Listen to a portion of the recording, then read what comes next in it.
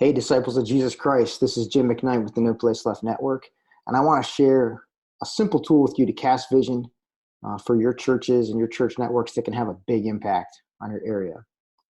Jesus says in Matthew 28:19 through 20, "Therefore, go and make disciples of all nations, baptizing them in the name of the Father and of the Son and of the Holy Spirit, and teaching them to obey everything I've commanded you. And surely I'm with you always to the very end of the age."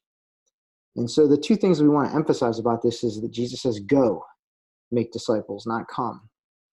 And that once you find a disciple, the standard for teaching is teaching them in such a way that they become obedient.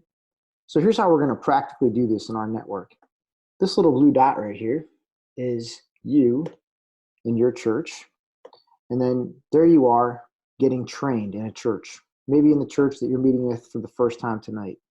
And at the end of your first meeting, if the No Place Left Network's doing its job, you'll know how to go out and share the gospel of Jesus Christ and his kingdom and lead someone to Christ. You'll know how to go and make a disciple. Now, the instinct for most people at that point would be to bring their friends back to the church where they're getting trained in. And if my wife, Belinda, and I are leading that church, we'll tell you, hey, that's great. You can bring your friends back here and we'll disciple them for you. But if you want to obey that command, go make disciples, and you want to be the primary disciple maker in that person's life, then we want you to start teaching them to obey right there where you are.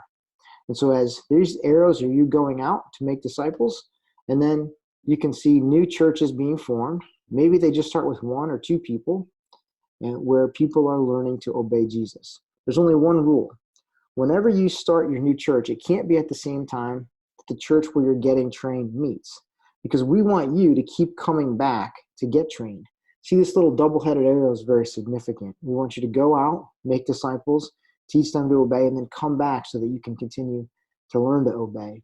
And if you and your friends are willing to do the same thing, release authority for people to go make disciples and teach others to obey, we can start to have a major impact in an area.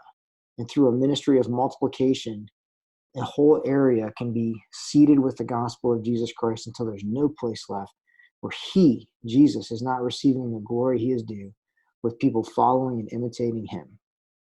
Keep making disciples in churches until next time.